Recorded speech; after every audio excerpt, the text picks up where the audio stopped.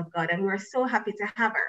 Now, some of the issues that we looked at last week were fears surrounding the vaccine. Is it safe? Is it effective? Who should take it? Well, this week we have with us Dr. Phillip Bonaparte, Chief Medical Officer in the city of Trenton and the New Hope Health Center in New Jersey. He's also the National Overseer and Administrative Bishop of the Church of God in Grenada. And we will be continuing this conversation as well as taking your questions. So please feel free to share your questions online and we will certainly be facilitating your questions. Welcome, Dr. Bonaparte. Oh, hi. It's a pleasure to be here, Sophia. Thank you so much for taking the time, because guess what? You wear many, many hats. Tell us a little about yourself. Describe your journey from Grenada to New Jersey. Amen. Well, I am the last. My mom gave birth to 11 children. My father had three more. And basically, before joining the marriage. But I want you to see that at age 15, I gave my heart to the Lord. That was a turning point in my life. And soon after I gave my heart to the Lord, I felt the call of God on my life to preach. And it was a dilemma for me because, the folks in the church were saying, you can't do both. But I knew what God called me to do. And, it came from humble beginnings, meaning poor. And the Lord opened the door for me to get a scholarship to go to medical school. And I started medical school at age 19. Prior to that, I planted a church in Grenada that is still alive and well. Before age 19? At age 19. And I did both. While in med school, I was planting, I was building up this church and continued to do that for many years until, I left afterwards, for about a few years until I left afterwards. That church is alive and well. And not so long ago, about 2 years ago, I had the privilege of, installing a new pastor in that church as well. So it's great to see what the Lord has done. But my heart has always been in helping people, and my passion was in medicine, and God opened a door. I went to St. George's University. Back then it was School of Medicine. And in 1983, I was a medical student when, the Americans came in to, because, it's called here, well, not intervention, not invasion, but intervention. And I was brought to the United States to finish that semester. It was the fall of 1983. And came back, finished up, went on to did part of my training in Great Britain and in 88, and graduated from med school in 1989, and have been working in internal medicine for the past, how many years, 32 years. And so God has been good to me. I am semi-retired. I worked in various places, but I still see patients every week. And as you stated, I help the city of Trenton with the vaccination program. As a city of about 85,000 plus residents. And I serve as the chief medical officer, advising, and under my license, they're able to vaccine thousands of people.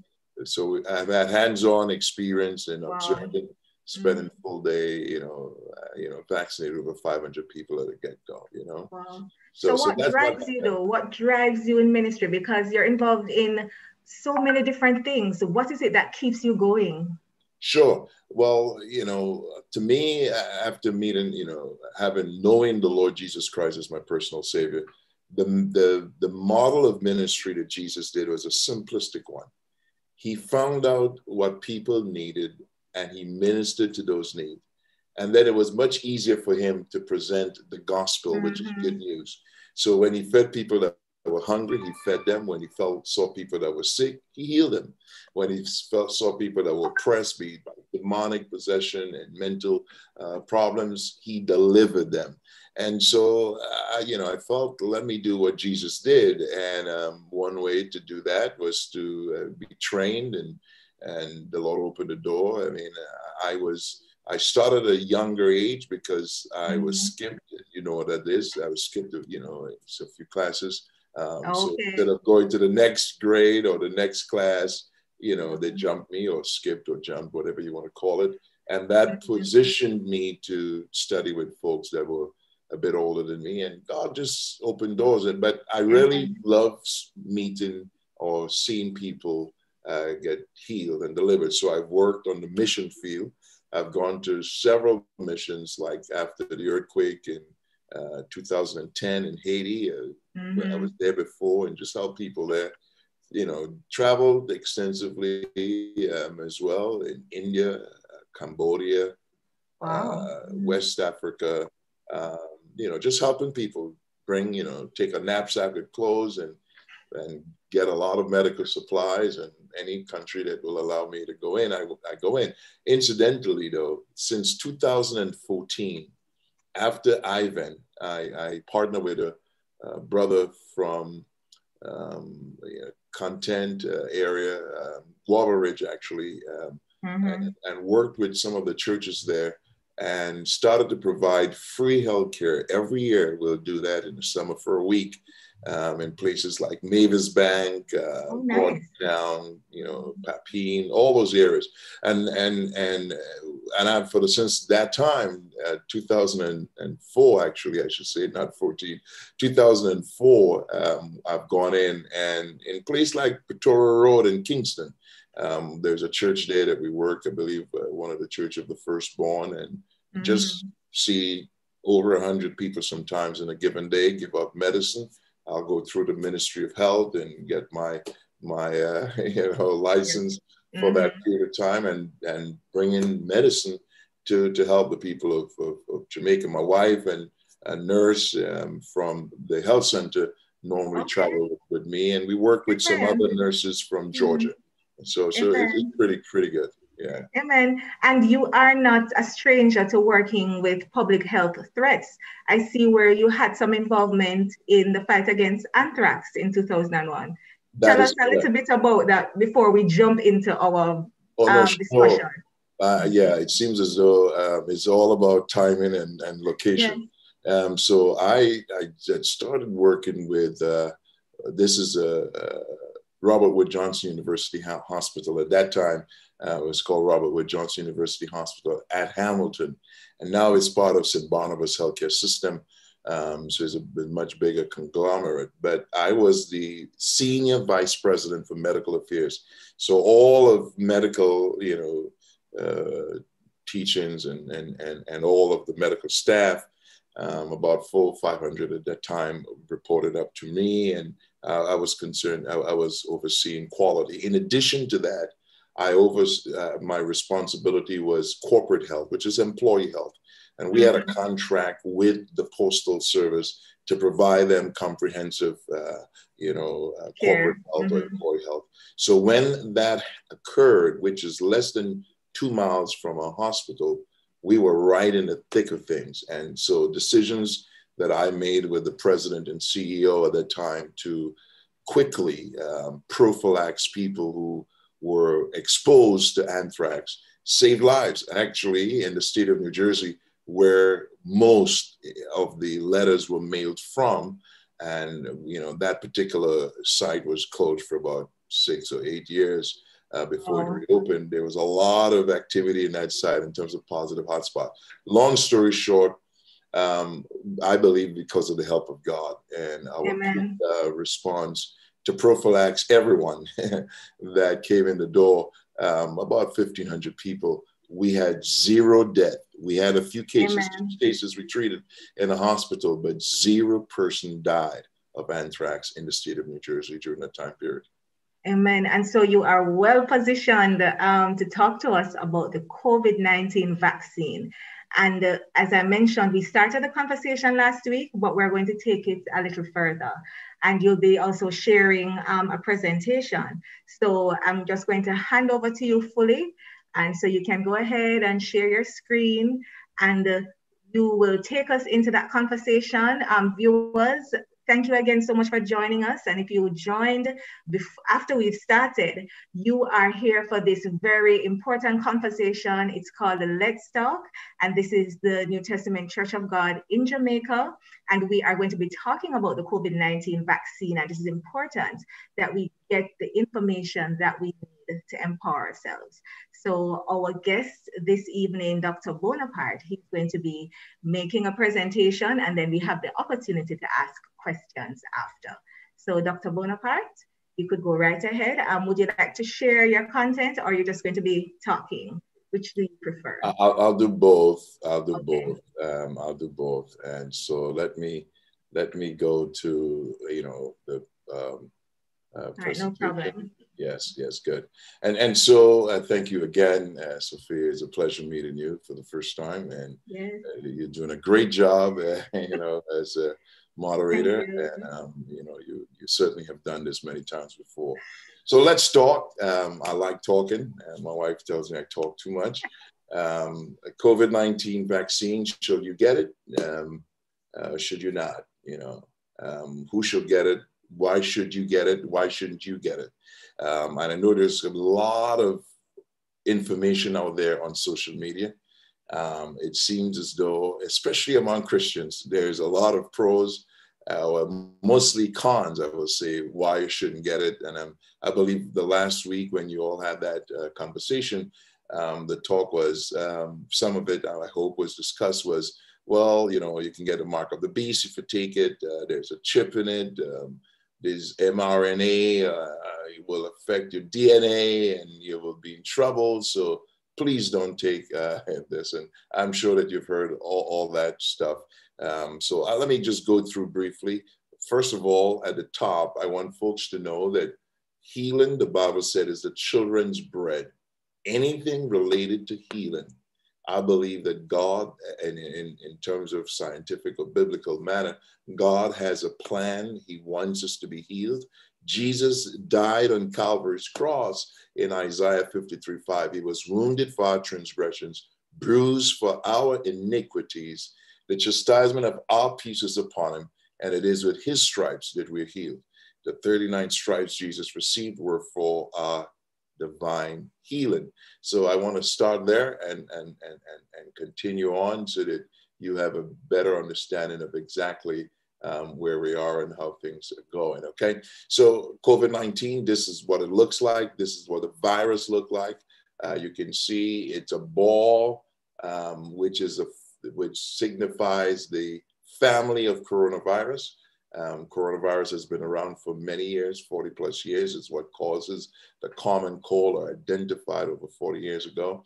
And you see what makes COVID or coronavirus disease 19 unique and different are these spikes, these colored projectiles that are coming from the surface of this ball. Consider this circular ball. This is what really makes COVID-19 COVID-19. And in our medical thing, we call it SARS, which refers to severe acute respiratory syndrome, COV, COV, which is short for coronavirus, 2, meaning that there was 1 before, and that we've seen that SARS has been around in the early 2004 to 2007, that time period. And then there was MERS, which is Middle Eastern Respiratory Syndrome. The SARS was mainly in Asia. And from there, we saw a lot of masks, during the time. And just to give you a little historical background so that you have some understanding.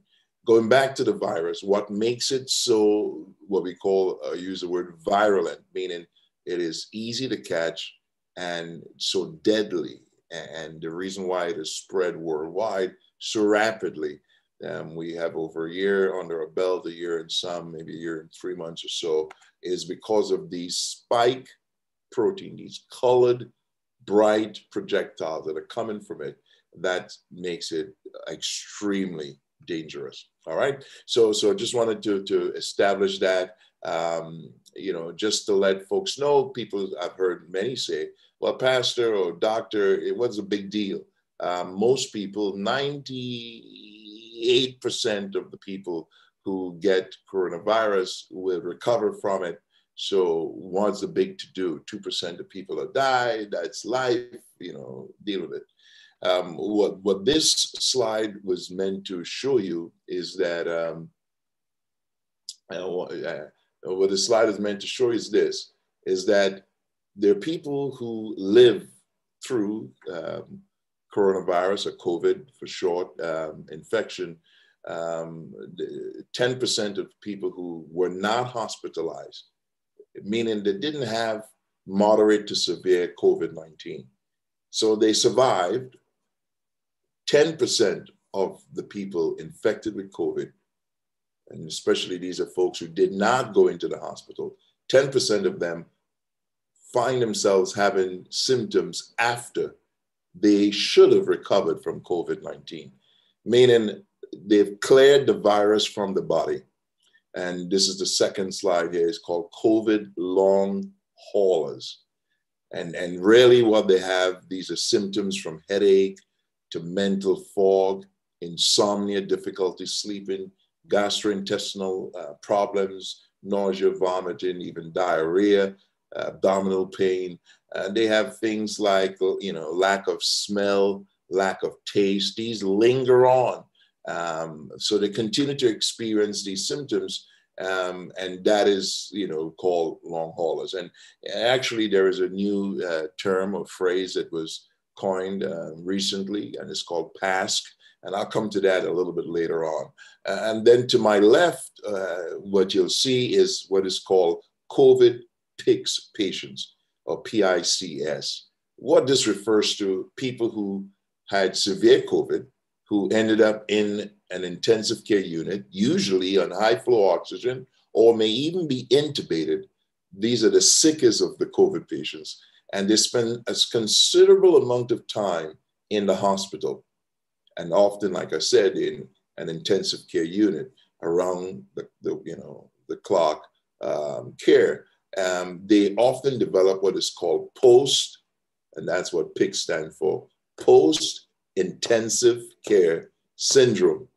And due to the extended hospital care, most of these folks who end up leaving the ICU and the hospital will require being placed in a rehab facility or even a nursing home for them to get back to some normalcy. So we've seen people in the early 30s or as young as age 30 with stroke as a result of COVID-19. The point I'm making is this. Folks can rationalize and say, well, I don't need the vaccine because most people who get COVID-19 recover from COVID-19. That is accurate. I would say just over 2% worldwide with COVID die. And it may be a little higher only because there is a delay from the time you get infected to the time that you die. You don't just get it and die within a second or minute. Usually you've had it for a while and it progressed to what I call a two-phase, and not just myself, but other doctors as well, then that, there is an initial infection of the virus. And then the second phase is your body responding to an intense immune response. And so that's the reason why, we use things like steroids. It's more of a acute, immune response against the entire body. And that's the reason why, we utilize things like monoclonal antibodies. For an infection, we'll use normally like a virus, we'll use an antiviral drug like remdesivir, but that alone doesn't work. You require, high dose steroids, and you require things like monoclonal antibodies that early on, for those who have moderate to severe disease, to give them a fighting chance to survive. I'm not sure about you, but I looked at the numbers for the island of Jamaica, and you've had some high numbers, and I want you to know that you are listed. The last I looked, you are 111th in the world in terms of number of cases. You are ranked 111th in the world, and for Jamaica's size, the population, you have about 36,231 cases. Confirmed cases, maybe more, but this is what has been confirmed. And you've had over 542 deaths as a nation. And this may be about a day or two old. And so when you look at the overall population that is listed for Jamaica, just under 3 million people as a total population, that is considered to be high numbers as well.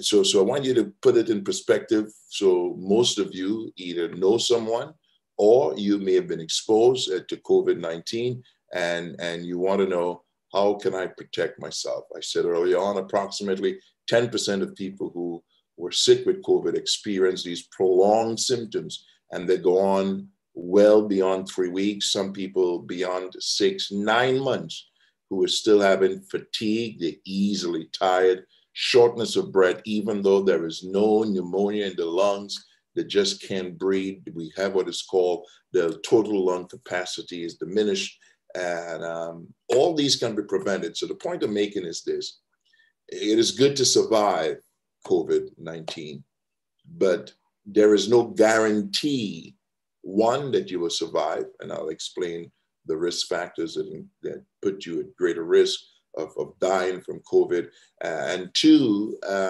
even if you survive COVID-19, it doesn't mean you're out of the woods, because a percentage of people with COVID-19, including some of my patients, have difficulty breathing, they're out of breath, things that they'll normally do at rest, they cannot do it, or there's huffing and puffing.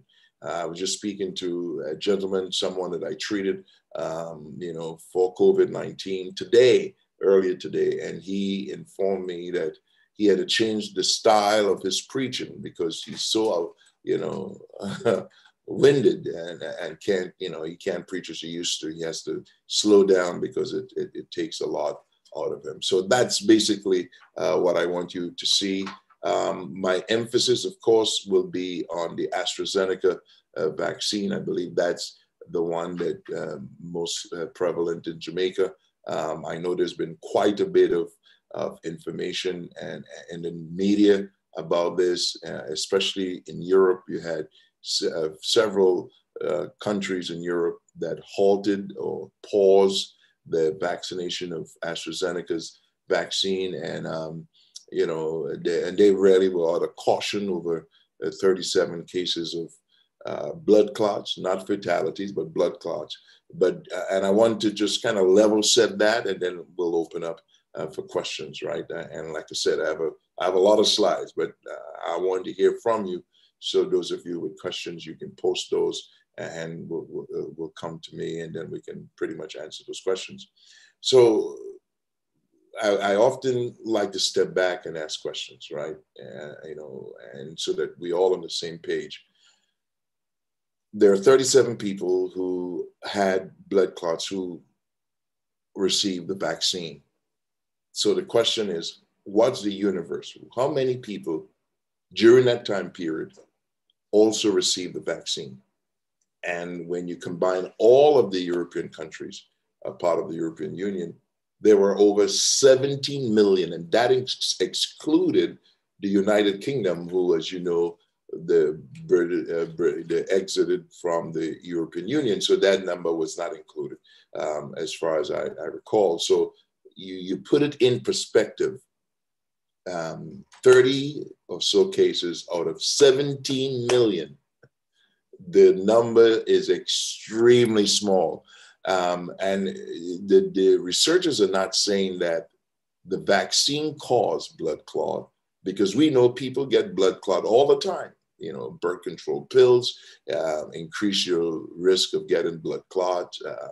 If you're a smoker, it increases your risk. If you have, diabetes, it increases your risk of getting clots. And, there are a lot of other conditions, just, circulation problem put you at risk. If you had certain surgery, abdominal surgery, it increases your risk for getting clots. Inactivity, you're on a long flight, you've been seated with your knees bent and you're not active, it puts you at risk. If you have certain disease like, atrial fibrillation, thyroid condition, certain things can, or even taking treatment for cancer, can put you at risk for developing blood clots. So blood clots occur, just want to level set that, outside of, COVID-19 vaccine for forever, pretty much. So the question is there a cause effect? Does the vaccine cause blood clots? And the fact that they only identified 30 or so, that number is so small compared to the millions, over 17 million who received the vaccine, that it's minuscule. So in terms of cause and effect or the risk of getting a clot, it is extremely small. Let me back up a bit. And I know some people say, well, I heard you have, reaction, you have an allergic reaction, to the vaccines, and that's a likelihood. And, but let's look at penicillin. It is estimated from several studies that have been done that, about 12% of people, of the general population, adults in the population, will have allergies to penicillin. That means that if I take 100 people, 12 will give you a history that they have penicillin allergy. That is high, right? As far as the vaccines is concerned, you're talking about 2.5 person per every million shot that may have an allergic reaction to the vaccine. So when you look at in total, the numbers are really, really small. So when you hear people, going back and forth and saying, I'm not taking it because of X, Y, and Z, let me just say this, the Moderna vaccine, it started, collecting people or gathering people to go into a phase 3 trial where dealing now with adults and with people, but they're starting from infants as young as 3 months of age. 3 months up to age 11. You look at it, so if babies are getting the vaccines to see how they do, to give them placebo and the vaccine. That's how we figure out, is this worth it? Is it working or not? From a scientific perspective, not, well, I took the shot and it worked. We want to see with what level, what percentage, how effective, what's the right dose, what are the major side effects, what we need to do. And we will say this. Some people may say, well, I can't take the vaccine because I just gave birth and I'm breastfeeding. We know for a fact, because thousands of people have been on these vaccines. And now in the United States, well over 124 million Americans have been vaccinated with at least one dose of one of the 3 vaccines. That's amazing. You have all that data. And like I said, I oversee one particular vaccine site, and we have given the vaccine to thousands of people. We had hit a rate where we were doing 500 or more, 570 or more vaccines in one day. And this is not 12 hours, in a shorter period of time. And we've given, I have photos, I should have put it up, where we've given a gentleman who was 102 years old the vaccine. He had both, the first and second shot, no problem.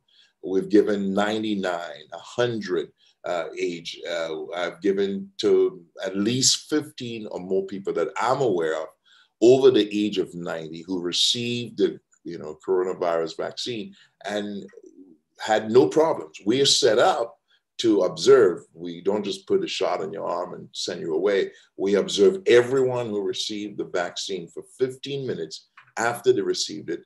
And for those who are at risk, we give them, we double the time to 30 minutes. And we observe them to ensure that everything is fine. And then we send them on their way. And of course, we follow up with surveys.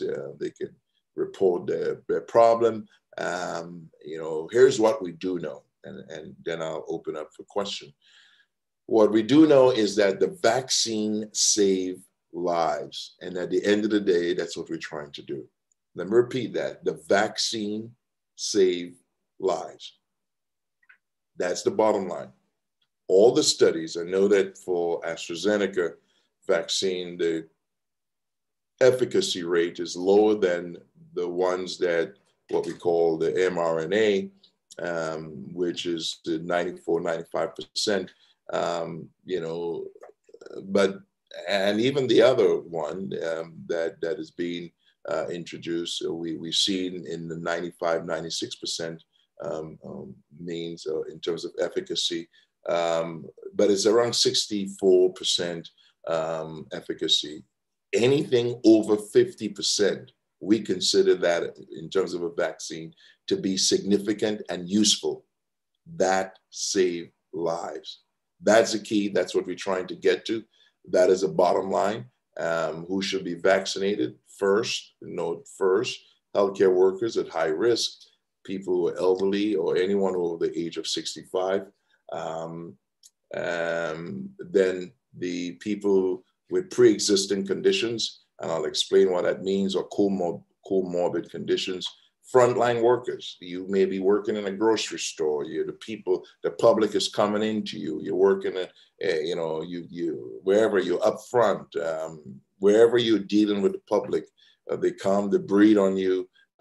You should be vaccinated first. You're a bus driver. You work in a market, square, and you're, whatever you do, in terms of interacting with groups of people, you should be in that first or second wave of vaccination.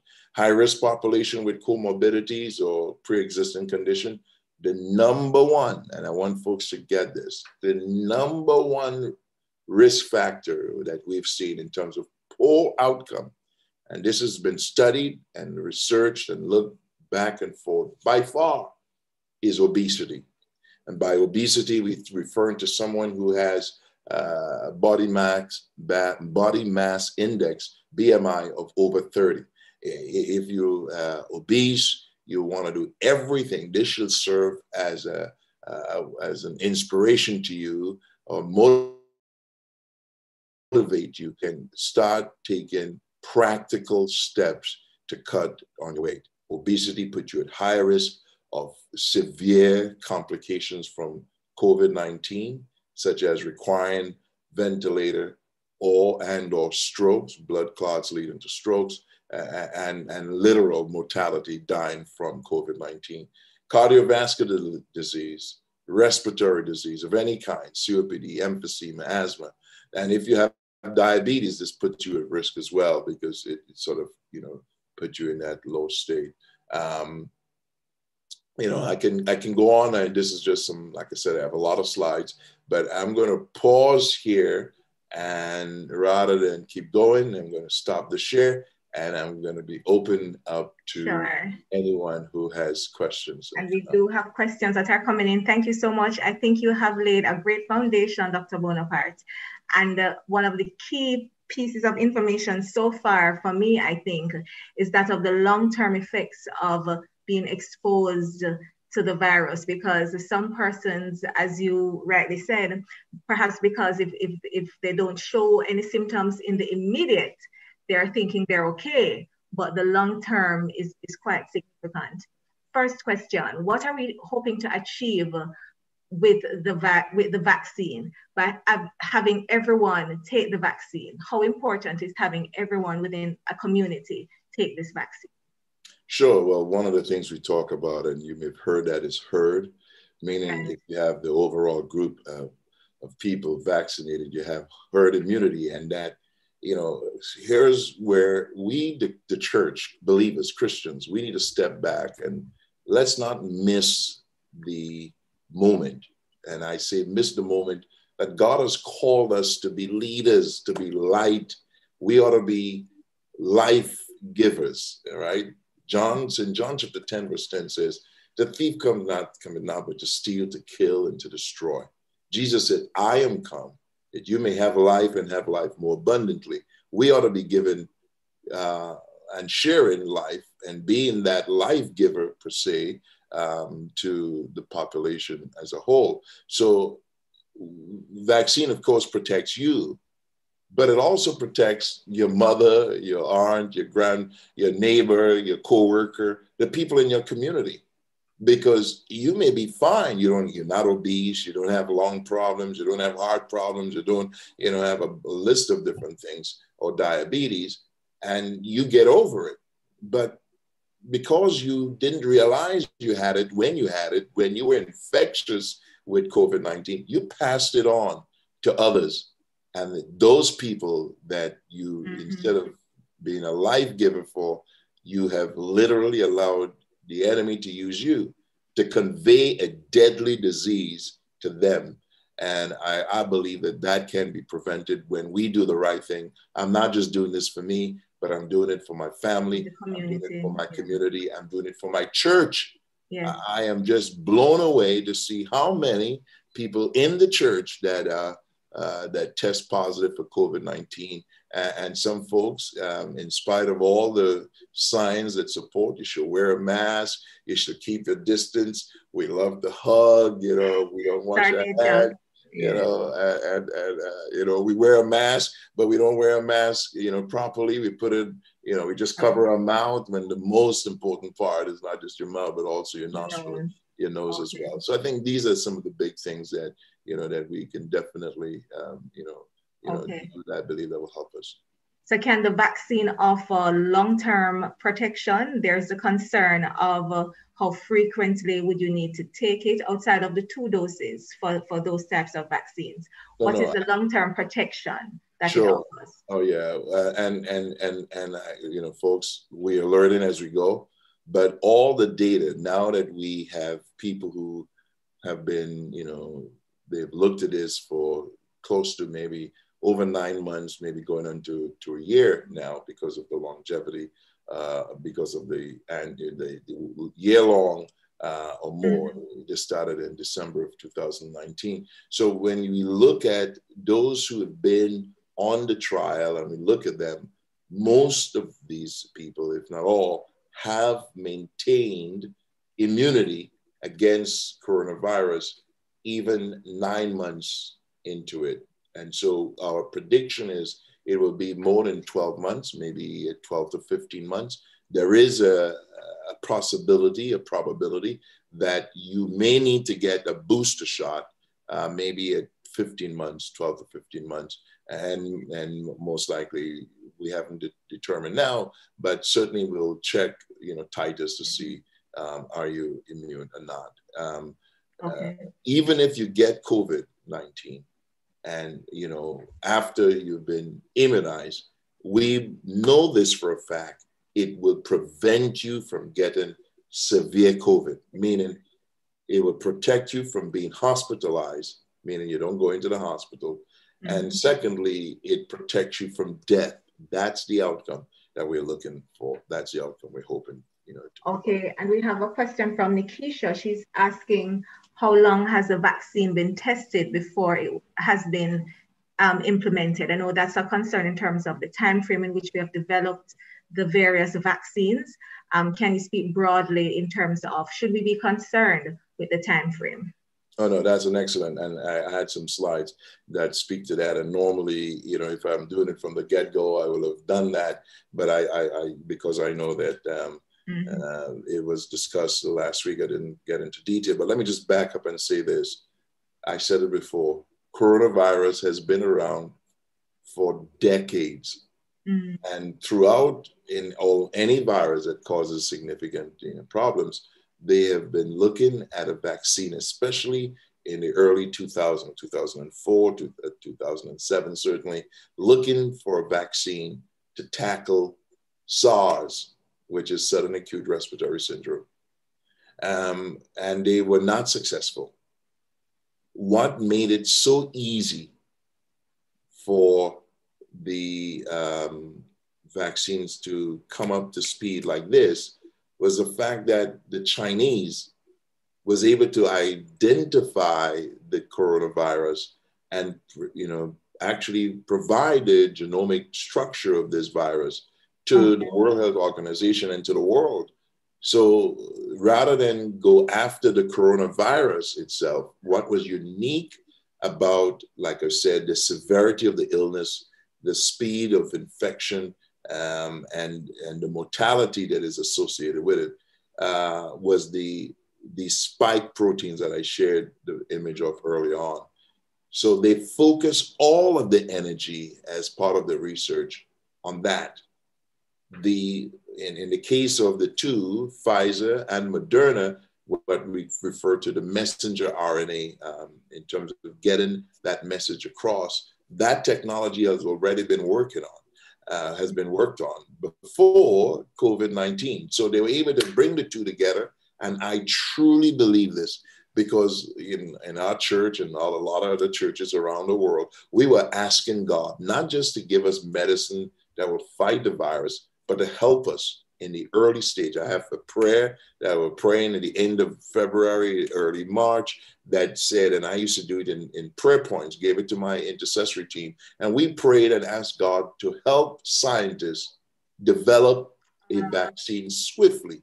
So we pray for a miracle. That's interesting. Yes, seriously. And I can share the prayer with you. My members of the church that I pastor, one church in 3 locations in New Jersey, remembered it. Some of them prayed it as intercessors, and we saw significant. This is an answer to prayer. It is nothing short of a miracle. Mm-hmm. And then you have other pharmaceutical companies that are normally competing with each other, partnered together. I mean, for example, Pfizer partnered with BioNTech. You have AstraZeneca partnered with Oxford. You have Johnson & Johnson partnered with Janssen. And now we have with that Johnson & Johnson vaccine, they're partnering with another company to help mass produce that is Merck. Yeah, they're partnering with Merck so that they can produce it, mass produce it. So, to me, I hope that we, the church, will learn a lesson that in times of crisis, you can work together. We should be working together no matter what, and we will accomplish common goals. So I have absolutely no problem. It has been tested, and let me say this, based on the two that I'm by far more familiar with, because that's what we use in the United States. So I can give you numbers for those. Well over 70,000+ participants who have gone through these trials, placebo and the vaccine. And it didn't just go ahead and try it with adults, or with human beings. They had to, first of all, look at it under the microscope. They look at it against the virus. Is it working? And they've done this across the board. What's the right dose? They looked at it with animals, and see, is it working? Is it protected? And then from those studies, they go on to what is called, the phase 3 trial, which is looking at it at adults. Let me just say this. This is not scientific because we don't have the data to support it, but there are several people who, as I mentioned early on, who had COVID. And I want to say this, once you've had COVID, well-documented cases that it does not protect you or prevent you from getting future COVID. Again. There have been several studies, I think one in Scandinavia, that looked at people who had COVID, and some people, based on their work, I know in the United States, if you work in a nursing home, every week you're tested for COVID. And there are people who cleared COVID, meaning they were negative, and if they're exposed to COVID again, they've tested positive. So, that's the idea of going through it. So I think overall, I am by no means skeptical or skeptic about, the speed of it. I think it's just, I say, praise the Lord and thank you, Jesus. That is not just scientific, it's miraculous that it was developed in such a short order, because God knows we need it. This is another tool in our toolbox that will help us get to where we need to go. Prevention is by far always better than the cure. And I know folks who've done all the good things, and it may have worked for them, but especially with a new variant or strain, I didn't get a chance to talk about. For example, the B117. So many things, yes. Yeah, the British, of course, from Great Britain, that particular strain.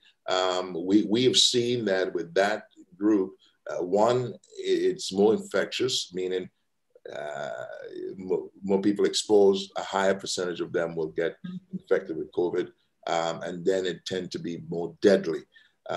So, there's no question in our minds that, this is the right thing to do, is to take it. It's protective. Let's get ahead of it. The virus is not waiting for us. It is not waiting for you to make up your mind. It It's is going ahead. continues to change. Yes. Oh yeah, it's called survival of the fittest, Yeah. and it mutates. It mutates. You know. Blossom Henry is asking if she should take the vaccine if she's had a blood clot before. Absolutely. So we have some medical related questions here. Oh, absolutely, absolutely. And the question is, even if you had a medication before, remember, like I said, we believe that you should most likely talk to your doctor. Are you on a blood thinner? You need to be observed. You need to know exactly what happens.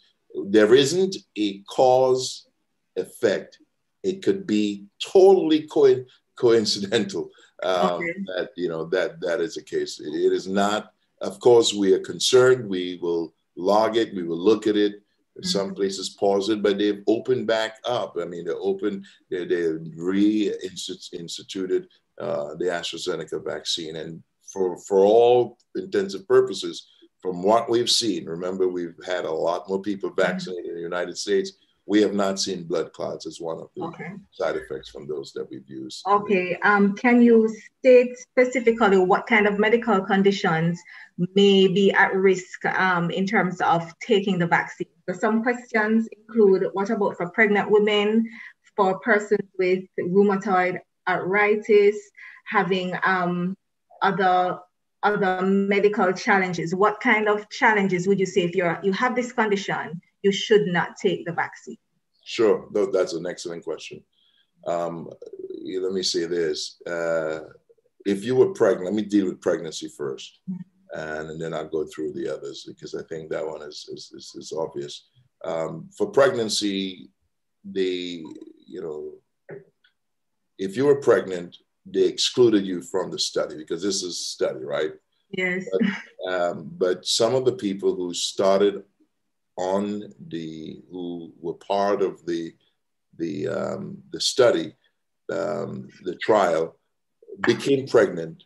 Women of childbearing age, and they became pregnant. So a good number of them continued on with the pregnancy, and they have not had any negative or bad outcome in those cases. So the numbers are not as huge. They are looking at it in pregnancy. I have researched that both for the AstraZeneca and others. There is no obvious contraindication to say that it will have any negative effect on the baby. We have not seen that at all. And so the recommendation is, if you are at high risk, so nurses, doctors who deal with sick patients, it is highly recommended for them to get, the vaccine if they're pregnant.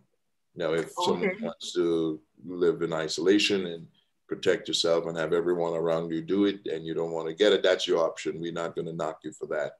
Here's what we do know also. If you are breastfeeding, the vaccine is not contraindicated to you. In other words, you can get the vaccine and continue to breastfeed with zero problems in the development, at least so far what we've noted, to your child. And that has been extremely helpful in terms of looking at it over time. There are planned studies to include pregnancy. I think some have already enrolled some now based on the data, the preliminary data we've seen. So the conditions that you will be concerned about is the one that of major concern to us, not major concern, but concern, and we recommend that you stay a few weeks, is if you had the shingles shot, we'll tell you to wait a few weeks before you get it. So it's not totally contraindicated, but don't get it back to back because, one, it's stressful and your body's responding. So we tend not to do that. You can have, maybe a flu shot with it. That's not contraindicated. But that will be it. We know the other thing in terms of looking at people who are immunocompromised. So people who have very low immunity, who are able to mount an immune response, we try not to give to them, but we know people who are HIV positive and AIDS, they have been on that study, and the outcome was great We did monitor them. They did well. No one had any significant complications from it. But we do have medical conditions that put you at a low immune response state. The key For is, example, would you give us an example? There is something that we have an autoimmune thing. We have where people just, their immune response is very, very low. Someone getting, very, very toxic chemotherapy and radiation at the same time, they're low. So we recommend that they get the vaccine before the start, that not during. You see what I'm saying? So build that up before, then you go ahead and get the treatment, but not while you're doing it. When you get in, it's just too much. For those with comorbidities, for those other issues, they can or they should stay away. Stay away because, and have the conversation with your doctor. If you're at high risk, because chances are if you get the virus, it will wipe you out. So, so it's and actually I've had in our center a few women, and they, just from speaking to them, they informed me that they were getting their vaccine before they started treatment. That's what the doctor, they delayed treatment to get the vaccine so that they will be well protected once they started treatment. Because remember, when your immune system is diminished, you are more prone to get infection, the regular infection, and by far you're much greater risk for getting COVID-19. Okay, we have a question from Zenel Chronicle asking about our children. At what age can children get the vaccine, and what's the recommended dosage? Okay, as it is now, the youngest of age that we give it to is age 16 for the Pfizer vaccine, and age 18 and above for all the others, Moderna, AstraZeneca. And the reason why that is the case, because these are the age group that were included in the study. Moderna has, like I've said, a study going on. Pfizer has a study from 12 to 15 or 11 to 15. They're looking at that age group. And let me just repeat, Moderna is enrolling people in a study from age 3 months, a baby from 3 months of age to up to age 11. So they're looking at different P's, and people are enrolling the children. They want to know, they want their kids to be protected. It seems so far to be safe. All right, another one from Zanel questioning the RNA vaccine. So let me read what this says. It says, why should I take the RNA vaccine into my body when it is using the same kind of technology as genetically modified organisms, considering that we are not sure what kind of proteins or DNA continue to produce? Sure, that's a good question. Shed some light on that. Yeah, absolutely. Let me back up again. That is only a messenger. It's eliminated. That does not stay there. It is not impacting your DNA or your RNA at all. If you see the vaccine, let me use this. It is liquid. It is liquid. It is really does not have. It is once it is a carrier. That carrier is easily broken down and dismissed in your eliminated from your body like this. It doesn't stay. They've studied this during the administration, and when they did the trials, it's eliminated. It doesn't hang around. It doesn't stay. So it delivers what it needs to deliver to your body and goes away. And goes away. It's like if you think of the space shuttle, you have certain things and then once it delivers it, it just drops into the ocean. It drops away. It does not cause any problems. I think nothing. I am confident that the enemy, and they're good to ask questions, and that's the reason why I'm here. But I want folks to step back for a moment. This saves lives. It protects you from getting into the hospital. We in the Church of God community, internationally, we are mourning the loss of our youth and discipleship director who has done an incredible job with our youth worldwide who died from this. It hits home. It's someone I know. My son, who works as the youth and discipleship director for the state of New Jersey, knows him. They all were under, leadership of Danny Murray back in the day when my son worked, sang with Voices of Lee. So he has admired him. He's been a mentor to him. And literally, this is a decent, likable person whom God used to do great and mighty things. I would say, had he received the vaccine, it would have been a different story altogether. Mm-hmm. Maybe he didn't qualify at a time, and maybe his name wasn't called. But I want to impress on our pastors, especially, if you don't know about it, don't talk about it. Don't give your feeling. This is not about feeling. It is about truth. It's about knowledge. It's about information. You stand, God has positioned you to speak truth. And that's what I'm trying to share. And I do this all over the place, try to get folks the information they need so that they can make the right decision. I am not paid to do, by any company. I don't have stocks in any one of these pharmaceutical company. I do this because I am concerned for the body of Christ.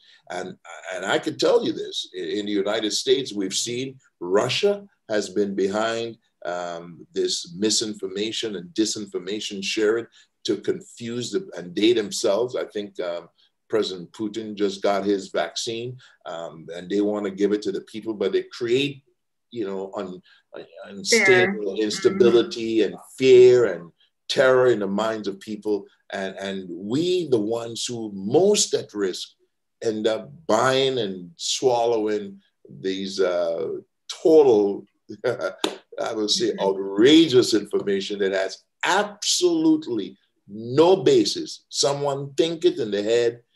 There's absolutely no facts to support it. And it's sung good. Well, it's RNA, DNA. Let's go ahead and let's talk about it. I'm here to tell you it's zero, zilch, nada. I've had it. My wife had it. I could tell you soon it will be, it's not the mark of the beast. And I go on to say this again. If the mark of the beast is here, we have missed the rapture. All right. And there's something wrong with us. And I don't think that's the case. Right? That's another conversation. Yeah, that's another conversation. So the point I want to make is this, that it will make it more convenient. It is naturally so. We just traveled to Grenada, and I have been, advising and working with, as much as I can, and the public and working with the government so that we can do what is best for everyone. And I must say that Grenada has done a remarkable job in keeping the numbers down really, really low.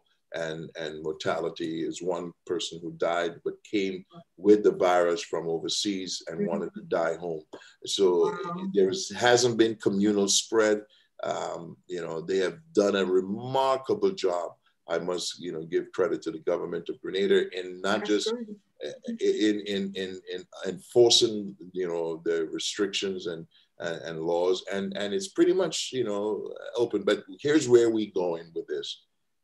And Israel is a model for this, right? Israel has been one of the countries that were able to get as close to herd immunity in terms of higher percentage of its population being vaccinated in a shorter time period, that they use what is called vaccine passports, so that you can go in and out of certain places. And here's what I use and say, if you want to get from Jamaica to the United States or Jamaica to Cuba by plane or any other country by plane, you need a ticket, right? Either you put a ticket on your smartphone or you get a hard printed, paper ticket, and there's a barcode. They will put that and you will hear a sound based on if you registered and you paid and you did everything, they'll allow you to go. We don't think of the mark of the beast in that scenario. So why should we think of the mark of the beast? In our school system in the United States, the child needs to have these vaccines to enroll to be part of the class.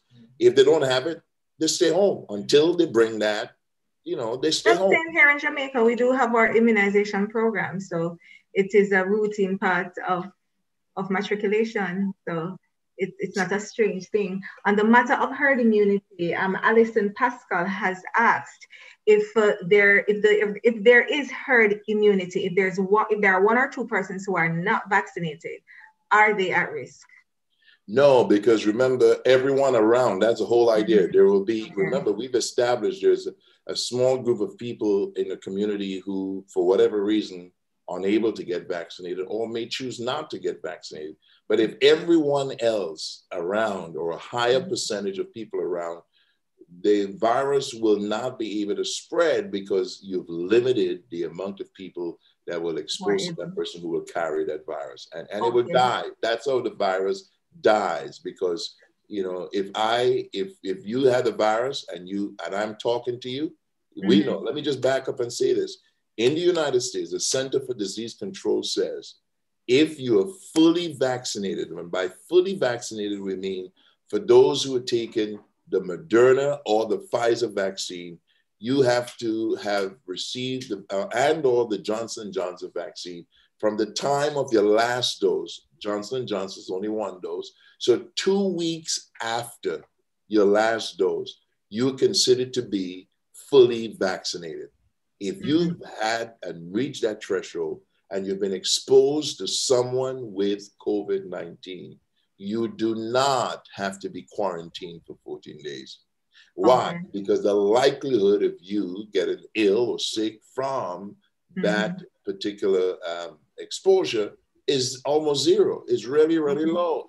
And the outcomes that we look at, which is hospitalization and death, is, it protects, we talk about 94, 95%, but as far as death, and in the case of the Moderna and the Pfizer, 100% protection from hospitalization, 100% protection from mortality. That you can't beat that. You cannot beat that. But you also encourage that persons continue to wear their masks even after vaccination. Yes, we do that. But the studies are even pointing to the fact now. I do it as well, even though I've been fully vaccinated, so that how it's kind of hard to explain to someone, well, I've been fully vaccinated, and then I'm talking about this, and I'm not being an example. It's an inconvenience to me. I think but there are data that suggests that if you have been fully vaccinated, as you've seen, the Center for Disease Control recommendation, if you are fully vaccinated and you are interacting with one family who has not been fully vaccinated, but just one, as opposed to a group of people, and they are not at high risk, you don't have to wear a mask. In that scenario. So I come over to your place. You didn't get the vaccine yet, but I got the vaccine. If you have it, you're not going to give it to me, and I'm not going to give it to you because I've been vaccinated. I don't have it. That within one family, that's not a problem. If you have multiple group of people and everyone has been vaccinated, they do not have to wear the mask in that scenario. But if there are others who are at risk and what have you, we recommend to do that. And these are only precautionary, as more data comes, I believe you will see significant change.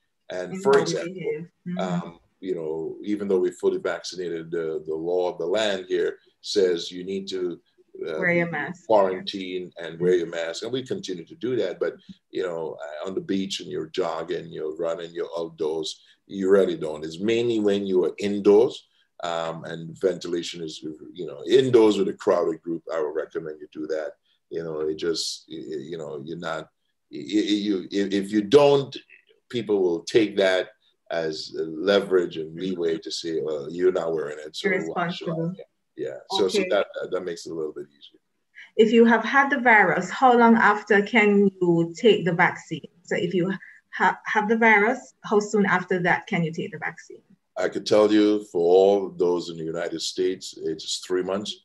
Our recommendation is 3 months. And I think for AstraZeneca, they say you may want to give it to someone else who never had it and may not have immunity. But after 3 months, the immune system or your ability to mount an immune response wanes, and some people it wanes drastically. And because we don't want you to be reinfected, we say 3 months. 3 months after COVID-19, you should get vaccinated. Okay, this is a very specific question from Marva Bennett. Her mom is 78 years old. She's taking Eliquis, don't think I'm pronouncing that correctly. Eliquis, Plaquenil. Yes, and Drafton. Can she, or Dafion, is that it? Right, can she take the vaccine? Absolutely. She's on those medications. Absolutely, absolutely. Okay. My recommendation would be, and she's already on a blood thinner to prevent clots. I would definitely say you go ahead and take it. That's not a problem. Okay. And let me say this, COVID-19 in and of itself, well, let me give you this as a real case that I'm, very know of closely, someone I know. They have a 30-year-old gentleman with COVID, ended up spending months in the hospital, presented with severe stroke, inability to speak, and complete hemiplegia or hemiparalysis to one side of the body, to the right side of the body. And so can't eat, can't talk, and it's frustrating because they have expressive aphasia, have difficulty with speech, can't walk, and so has to be in a rehab facility to learn how to do these things all over again. 31. So, it is, and I've seen 20-year-old die and this 20-year-old, not obese, in tip-top shape, got it and died. We can't really truly predict. We have some how persons will react. Yeah. Who will do what? Absolutely. And I think that's the key for us. Age doesn't mean that, that young people are not dying from it as well. Okay.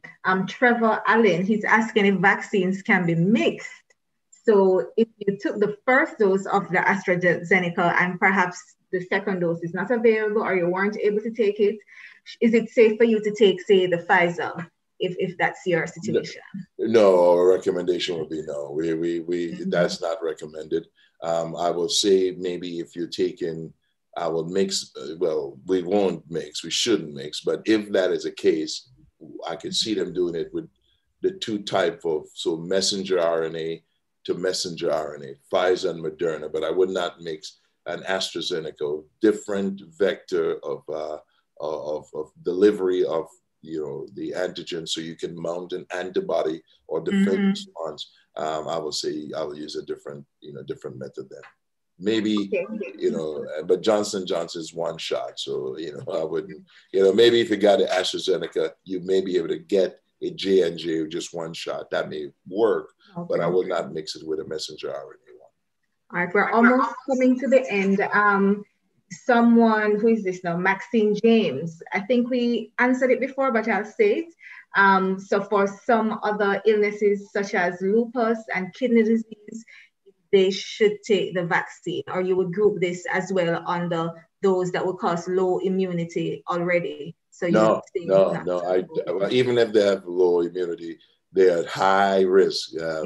I've had several people who are on dialysis, end-stage renal disease, and we want them to get the vaccine because the virus decimates the kidneys and the heart, and you don't stand a chance. You will not stand a chance.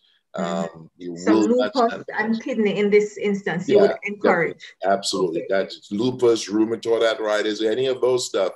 I recommend strongly that you get the vaccine, and don't allow people to talk you out of it who don't know what they're talking about.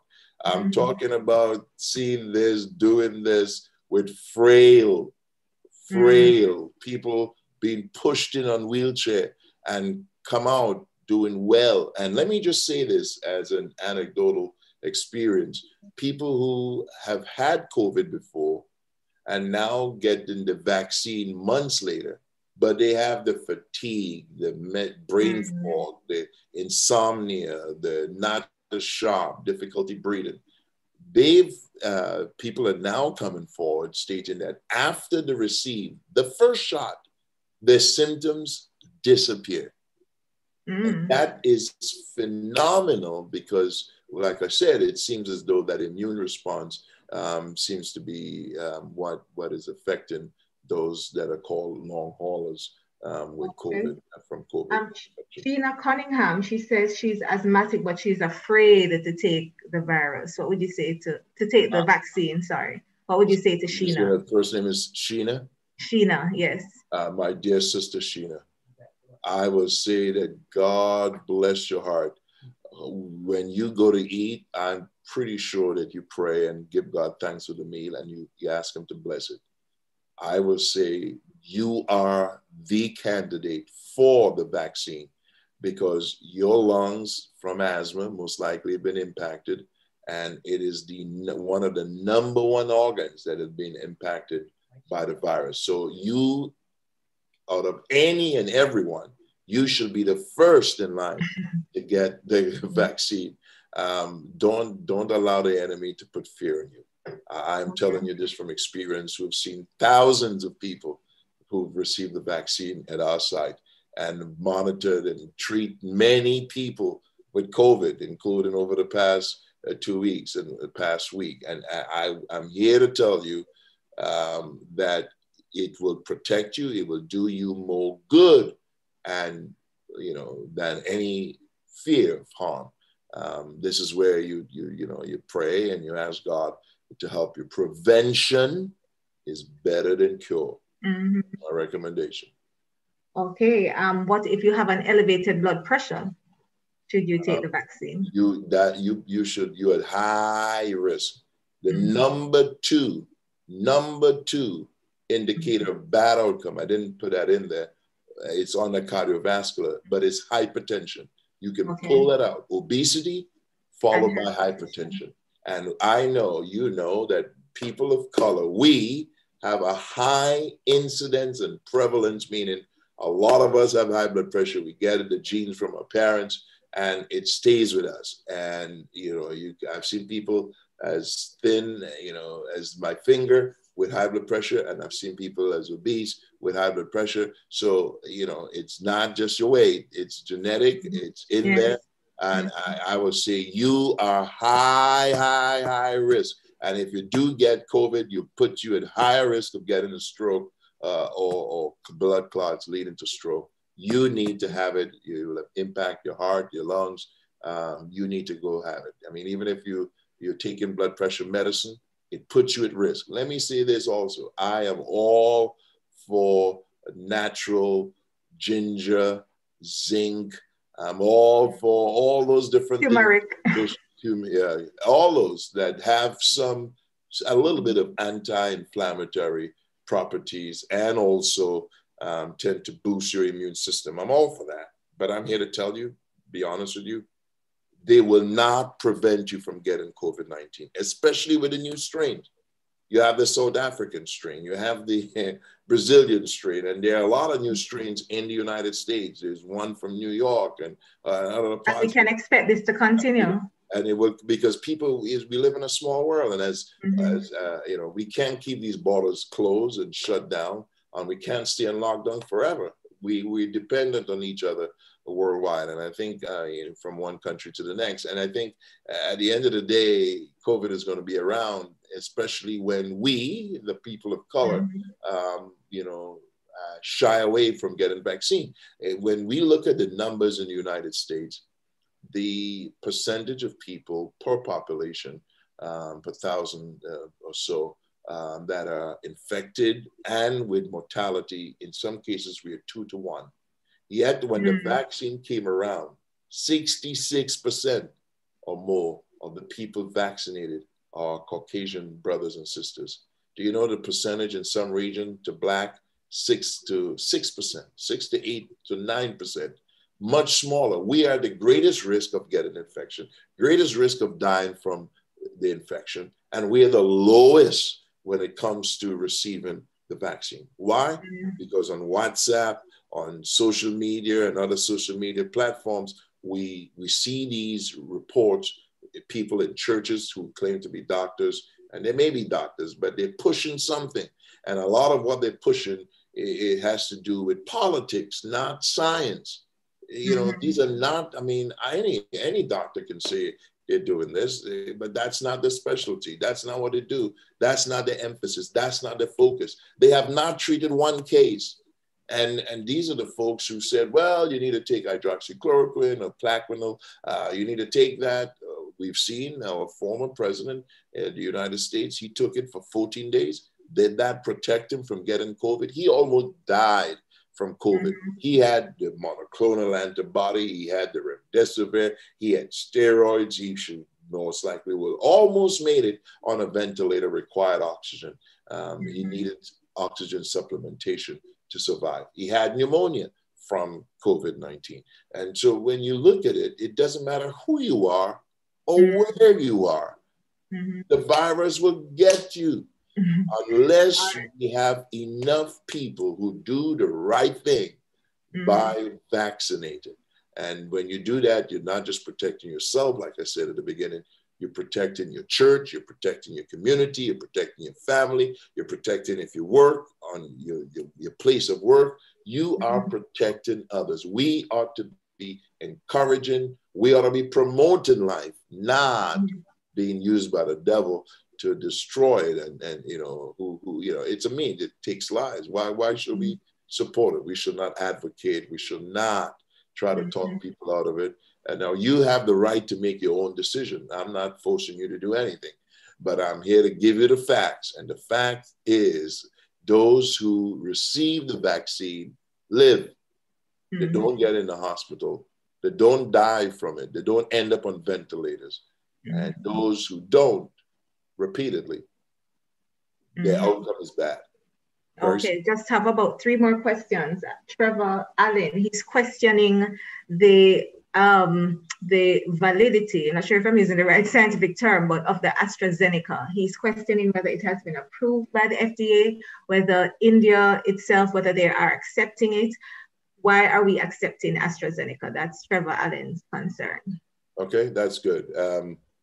It is not yet approved in the United States. United States, I believe, has several million doses that it's going to give to other countries. We have enough of the other 3 already, but it's approved in Great Britain and it's being used in the United Kingdom and other European countries. And these countries continue to use them. Germany, Great Britain, and others continue to use it. I know it may not be as effective as the others, but it is better than none. I know it's been used here in Grenada. You know, in terms of it, the effectiveness, what we're trying to get at is, does it prevent hospitalization?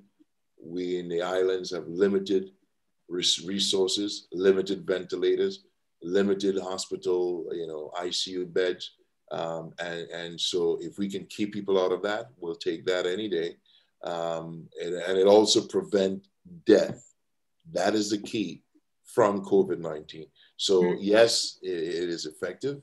It may not be as effective as the others, but in terms of the percentage rate, but as it relates to preventing you from getting the vaccine. And let me say this, when you compare the AstraZeneca to the flu, in certain times, the flu shot may only give you 40-something% protection against the flu, but we still give it. And, we still give it. And the reason why, because if you do get the flu, the symptoms you will get from the flu will be be as severe as if you didn't have the vaccine. It gives your body a fighting chance so that once you're exposed to COVID-19 in the future, you have already mounted a defense mechanism that you don't have to try to make antibody. You already have antibody made. that understand, they know their job, and they will go right into action. So that's the recommendation. And the key is to ensure, and folks need to remember this as well, you need to ensure it's a 2-dose vaccine. So you must get the second dose, or it's as though you have not been vaccinated. And you may have a bit longer with the AstraZeneca in terms of how long you can have the second shot. The window is much, wider or longer than with the Merck, the Moderna, and also with the Pfizer. But needless to say, you can go from, some people do it at 6 weeks, but some people wait for 8 to 12 weeks after, and any time in between it. So from 6 to 12 weeks, any time around there, you can go in and get your second shot. And that second shot is the booster shot, and that gives you even greater immunity. And we recommend that you do that as well. Okay, a final question here. It was a follow-up from the question regarding whether if you had the virus, how long can you take the vaccine? Suppose you didn't know that you had the virus, you were asymptomatic, and you still go ahead and you take the vaccine. Are you at a disadvantage? Absolutely not. No, you don't. You're not. The reason why we say delay, actually, I've seen people. I mean, one gentleman came back to me and he said, he was asymptomatic, but he had a COVID test, and he found out 2 days after he got the vaccine that his test came back positive. So he had the test before he had the vaccine. And he was asymptomatic, and he wasn't a problem at all. He didn't have a problem at all. And he got a second shot and he was fine because he already had the first shot. It's not a problem at all. And remember, they were given, plasma, or people who had a high antibody response. They went and shared that, and in the early stage, and some, folks have done that and still do that. It's still investigational, I believe, where they give you those antibodies to assist you if you're compatible in terms of blood type to fight the coronavirus. Remember, it's still deadly. We don't see as much maybe on the television, but over 554,000 Americans have died to date, and I believe that number is even greater. It's just a matter of what we, while you're going, you don't see it, and there's a delay. Okay, well, Dr. Bonaparte, we've been talking for about an hour and a half. Can you believe it? We've had such a rich conversation, and we are just about at the end of this Let's Talk series. And you have provided such valuable information. And you have laid the foundation about reminding us what COVID is and the fact that it's not a new virus. However, it's how it has mutated, and whether we do get the virus, the fact that there is a long-term impact on our bodies. So it might not be an immediate negative impact, but there's that long-term impact. And ultimately, we want to protect our community. We want to protect ourselves. So we're encouraged to get the facts, get the information about the vaccine, and ensure that we support the efforts to keep our communities safe. And we also are very thankful, sir, that not only has the Lord blessed you in terms of being in the medical field, but you also are a son of God. You love the Lord and you love God's people, and you're using your gift to help and to assist in this effort to protect our nation and protect the world. Because not only your nation, you are very much on the front line in New Jersey, as well as back home in Grenada. So we do admire and thank you for your efforts, and thank you for the time that you share with us. Is there any final word you'd like to leave with us as we go? And sure. You make me feel so comfortable and at home. You've done a remarkable job, and I want to applaud you for you availing yourself and for God using you. But I'll be remiss to end without first giving honor to the man of God, and please forgive me. I just went straight into it. I was all charged and ready to go, but I want to pause and just acknowledge your administrative bishop, Yes. Bishop Roy Notice and Dr. Notice. God bless you and your family. I continue to pray for you. You all are doing an outstanding job in the National Council in Jamaica. And also want to acknowledge my boss as well, our Caribbean Field Director, Bishop Ishmael Charles, for the work, and all of the other Caribbean leaders. I appreciate you all. I thank you for your wisdom, your insight, and for allowing us within the body and within the Caribbean, show that we have the natural or God-given resources to be able to address the issues at hand. I hope that somehow it made a difference in the life of someone, at least one. I love you all. Remember, don't take it the wrong way. I'm just sharing you facts. And I hope that you don't just listen, act on it. All right. There's a call to action. If you're not yet vaccinated, go find out how you can and tell someone, share it with someone and see, instead of passing on information that you cannot verify, you don't know the source, you know this source. I'm here to tell you, God bless your heart. Thank you so much. Back to you. Thank you, Dr. Bonaparte. Ladies and gentlemen, thank you so much for staying with us in this Let's Talk series brought to you by the New Testament Church of God in Jamaica. I've been your host, Sophia Lewis, and you can look up